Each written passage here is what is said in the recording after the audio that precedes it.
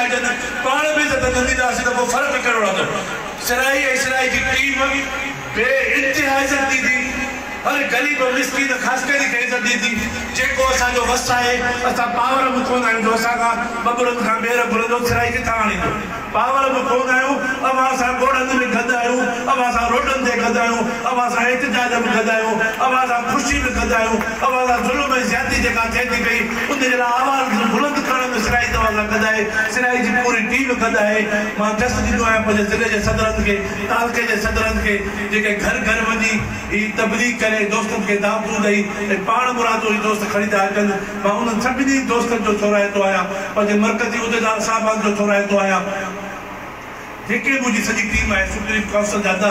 doctor Shabir साहब जेका तक़ीर कई doctor Shabir साहब शहदादपुर में हिकिड़ो वॾो नालो आहे ऐं मूंखे फ़ख़ुरु थींदो आहे अहिड़ा पढ़िया लिखिया जंहिं जेका दुनिया मुहताज हुजे उहे पासा ख़ासि करे इतिहाद जे फ़र्द जी सूरत में तव्हां सां गॾु आहिनि इन्हनि दोस्तनि ते असांखे फ़ख़ुरु करणु घुरिजे ऐं फ़ख़ुरु मूंखे त आहे सांगड़ जा सभिनी ज़िलनि जा जेके बि टीमुनि जा दोस्त आहियो ऐं तव्हां सभिनी दोस्तनि जो थोराईंदो आहियां ऐं काफ़ी ऐलान करणा हुया दादू ज़िले जे लाइ असां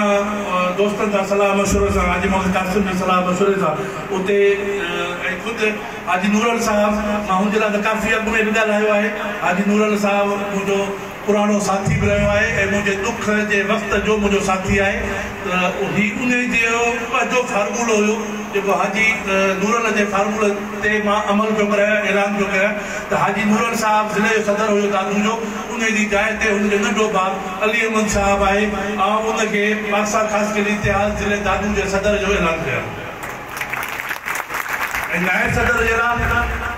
साईं नज़र जेको तालके जोई जो सदर हुयो उनखे नायब सदर जो ऐलान था कयूं ऐं मोहम्मद बख्श तालके जोई जे सदर जे लाइ उनजो ऐलान था करे वठूं थोरी दोस्तनि जी पाण ऐलान करण जी कई आहे ऐं शम्स ख़ासि करे साहिब जेको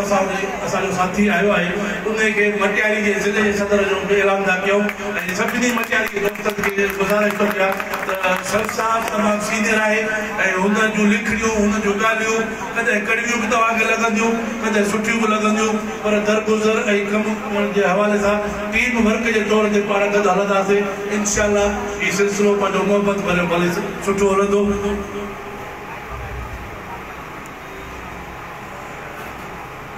ऐं दोस्त मीडिया वारा इन शइ जा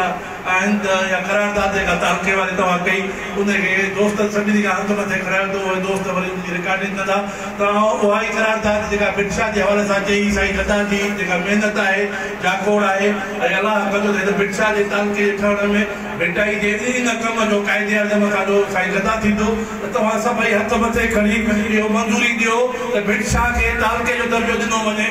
तव्हां सभिनी दोस्तनि जूं वॾियूं महिरबानियूं छो त भिटाई असांजो मुर्शिद आहे ऐं भिटाई असांजे मुर्शिद जी धरती आहे असांजे मथां फ़र्ज़ थो थिए त पंहिंजे मुर्शिद जे लाइ ऐं हुनजे शहर तालके दर्जे ॾियण जे लाइ असां जिदोजहद कयूं तव्हां सभिनी दोस्तनि जूं वॾियूं महिरबानियूं हाणे मां गुज़ारिश कंदुसि तव्हां सभिनी खे हिकिड़ी जेका मुंहिंजो तव्हां चवणु कंदो छो त मां बीठो हूंदुसि तव्हां वेठा हूंदो इहो मूंसां वाइदो कयो मानी जेको असांजो हाल आहे सुप्रीम काउंसिल जो इते वेठे